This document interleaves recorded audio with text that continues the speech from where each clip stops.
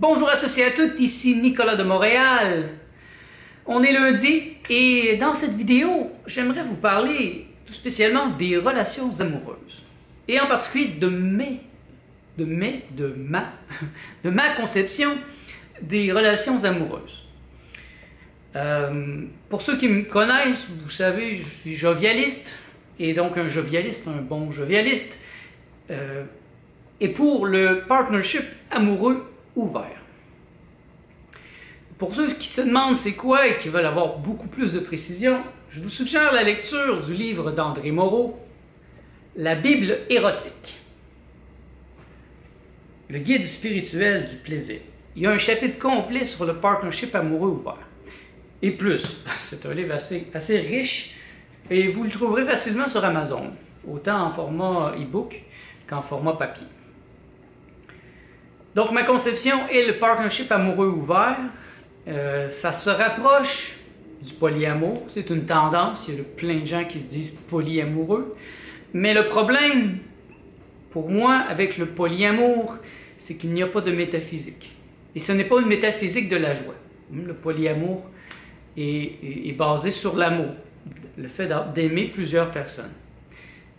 Or, dans mon système de pensée, ce n'est pas central. C'est pas parce que j'aime quelqu'un que je vais être nécessairement avec cette personne. C'est parce que je suis heureux avec elle. Et je le rappelle souvent à Martha, en blague parfois, parce qu'elle me dit « je t'aime », et souvent je vais répondre « je suis heureux avec toi ».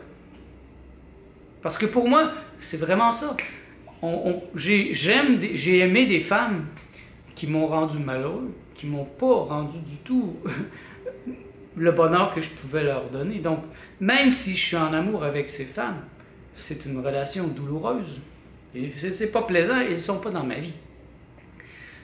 Donc, l'amour est très important, mais le bonheur l'est encore plus.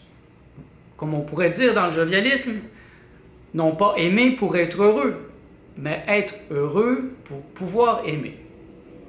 Et je veux vous faire part d'un de mes désirs profonds, qui est d'avoir plusieurs partenaires. J'aimerais ça, moi, avoir 3 partenaires, 3 femmes dans ma vie.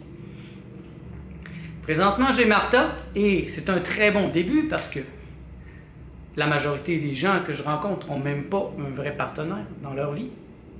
Ils butinent d'une personne à l'autre. Mais j'ai trouvé quelqu'un de très stable avec Martha et elle aime cette idée d'avoir plusieurs partenaires. Elle l'a expérimenté elle-même avec moi. Et moi, j'ai bien sûr expérimenté, mais toutes les femmes qui sont passées, ils sont partis presque aussi rapidement. Donc, ils n'étaient pas assez matures ou elles étaient trop possédées par leur mari.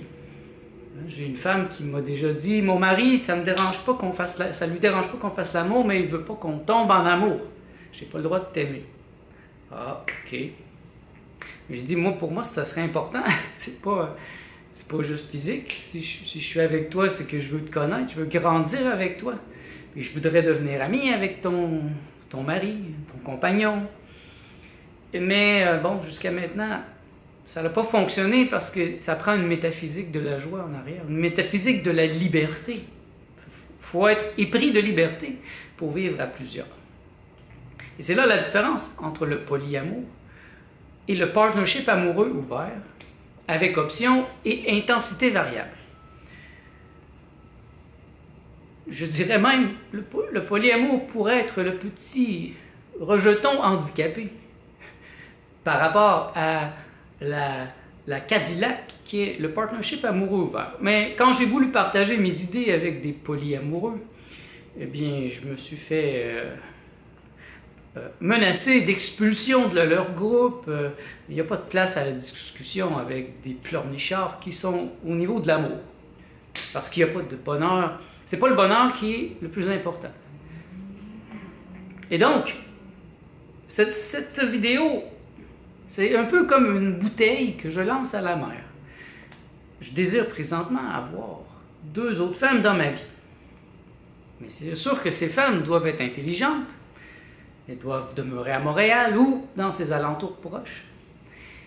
Et être ouvertes à ma pensée. à être ouverte à Martha, parce que Martha va toujours être la reine. Dans le partnership amoureux ouvert, ce qui est important de comprendre, c'est que ça prend une dyade aussi, ça prend un centre.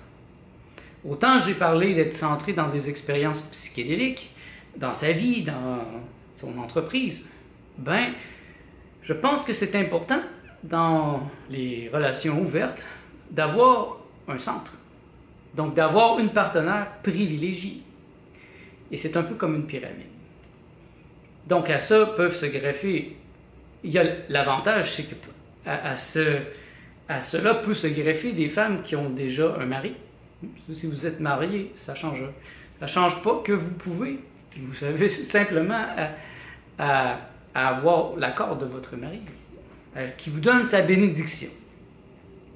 Pour tomber en amour, tomber en bonheur, pour avoir toutes les couleurs d'une relation avec un autre homme.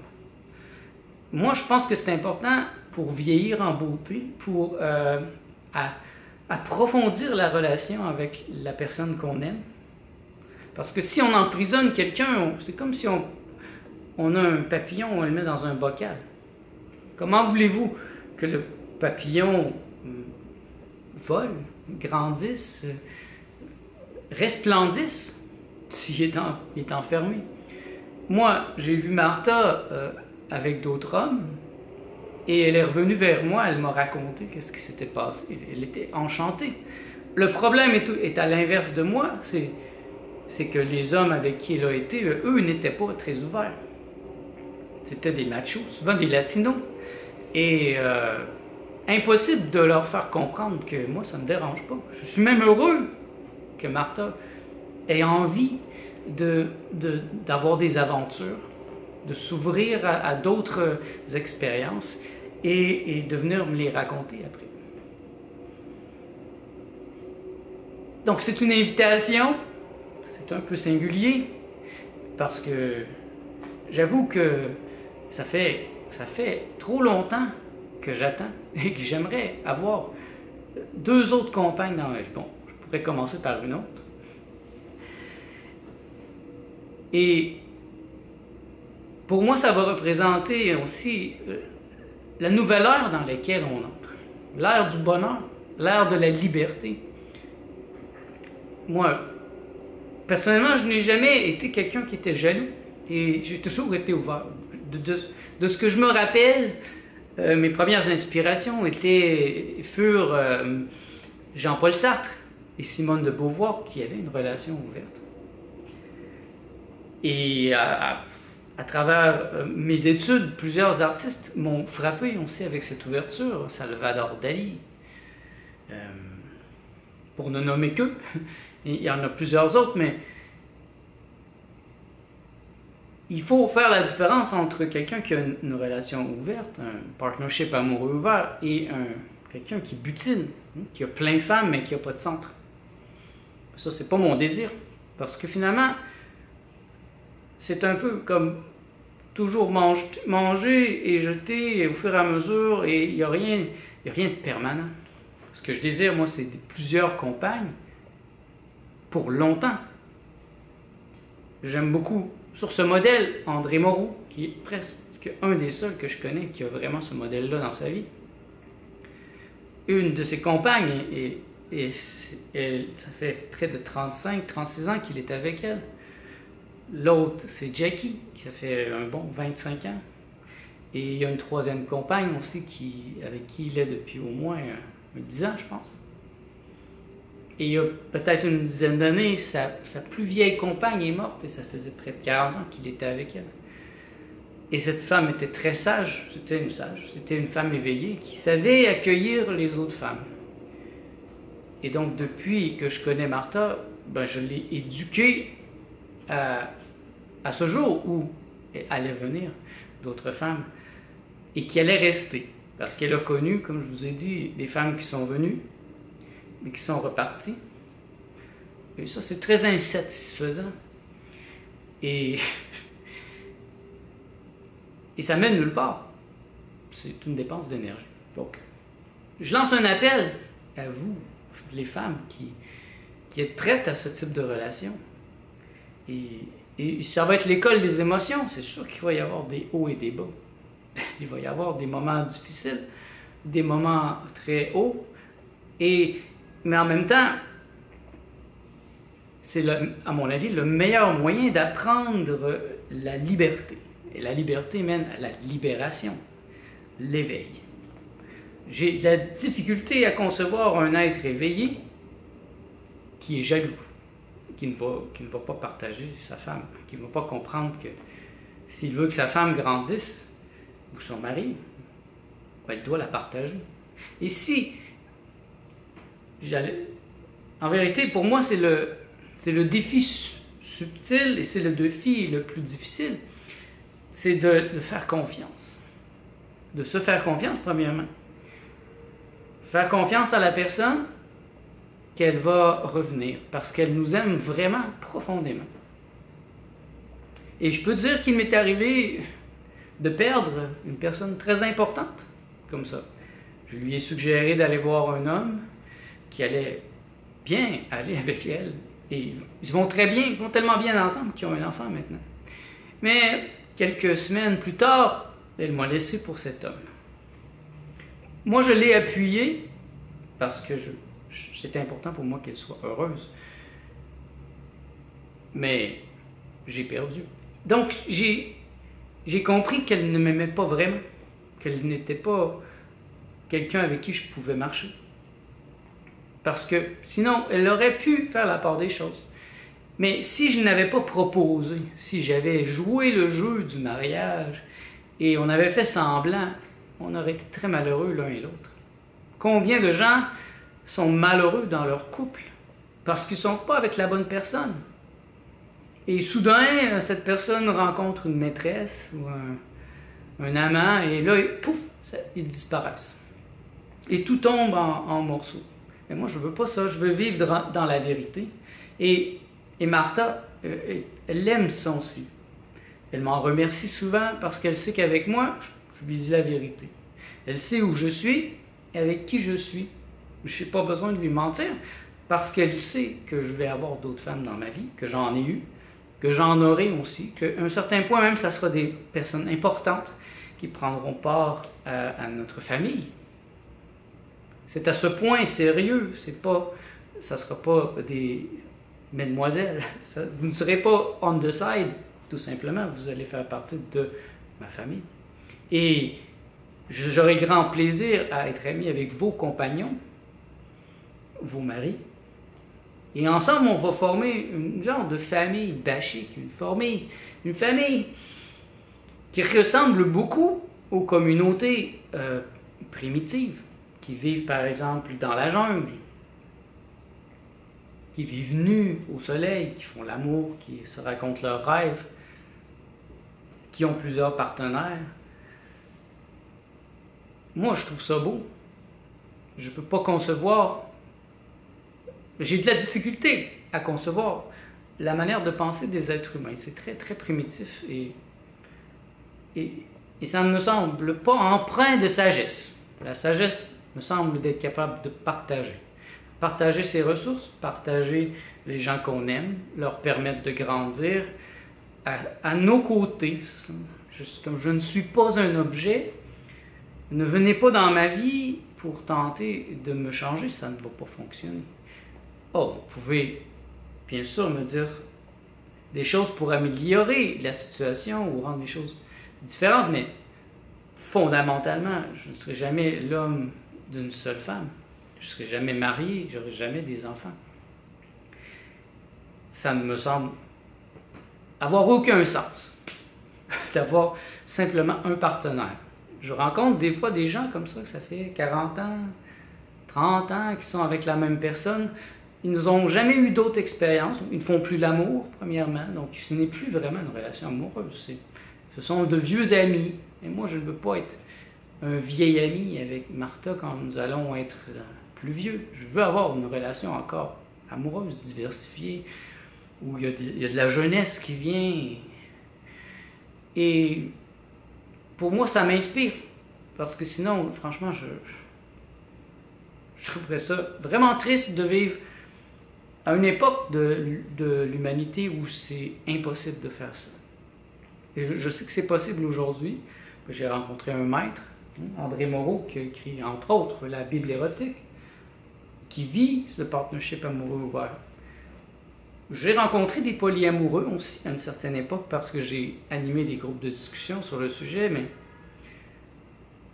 j'ai trouvé ça difficile parce que je ne pouvais pas vraiment m'exprimer. Ce sont des grands pleurnichards. Ils ont des grandes émotions et là, on peut pas débattre, on ne peut pas faire d'une dialectique.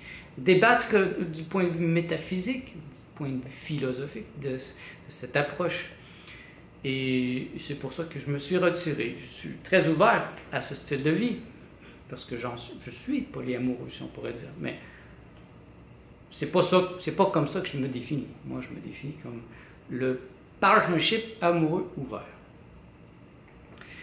Voilà, cette vidéo est une invitation à toutes les femmes du monde qui veulent vivre dans l'ouverture et qui sont intéressées à mes idées. Il y a 2 places disponibles pour l'instant.